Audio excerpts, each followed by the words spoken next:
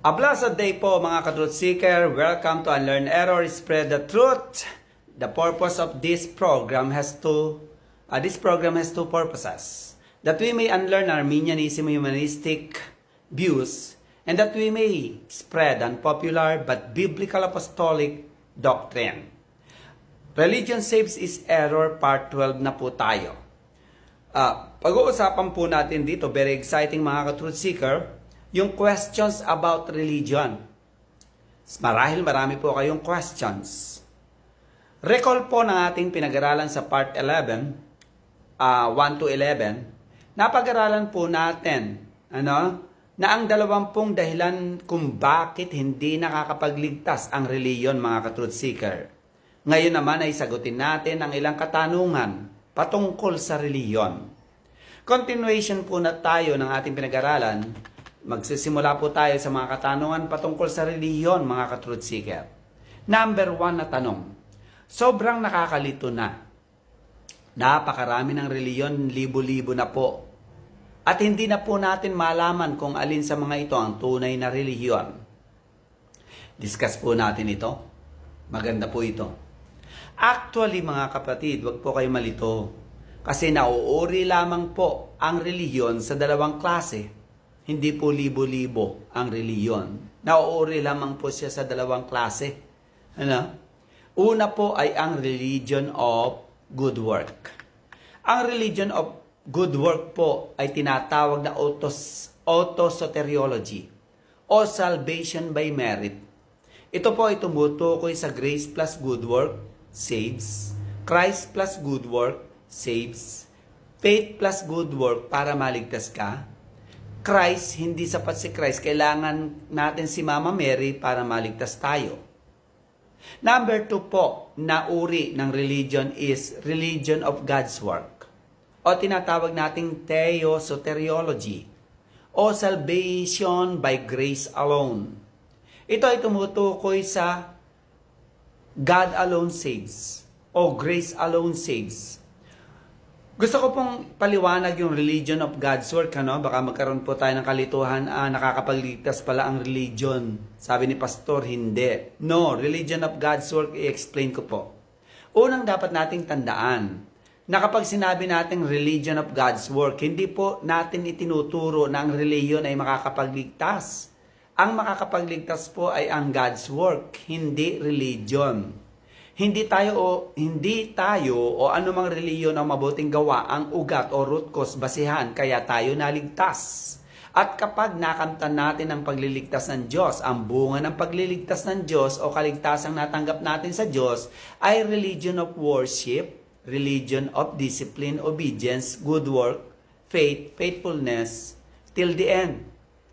At ang bunga nito ay membership in the true church. Pangalawang dapat nating matandaan mga ka-truth seeker ay ito.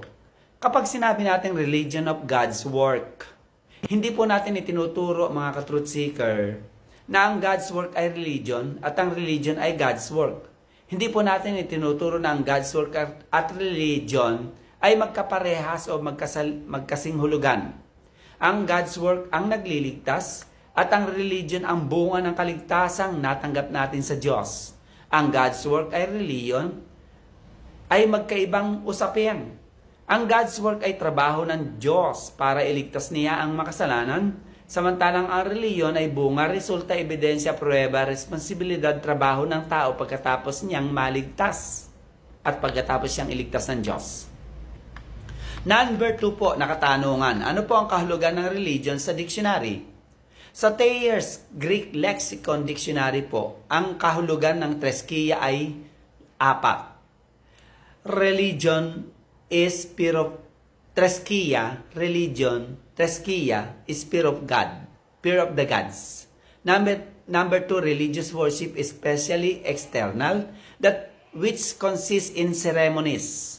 Number 3, religious discipline, which means the set of rules, practices, and moral habits to observe. Number 4, religion.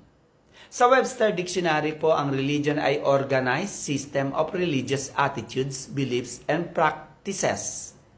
Maybe others will define religion as religious organizations, or institutions. Pangatlong katanungan po, kung hindi pa po nag-e-exist ang salitang religion, sa Greek, bakit ang definition po ng treskiya sa Greek dictionary ay religion, katulad ng Thayer's Greek Lexicon? Bakit nga po ba naisalin na religion ang Greek word na treskiya? Malamang po kasi, ang Greek dictionary na ito ay isinalin na ang treskiya sa makabagong panahon natin. Iniakma na ng dictionary na ito ang kahulugan, ng treskiya sa makabagong panahon. So, hindi ayon sa panahon ng Hebrew at Greek people.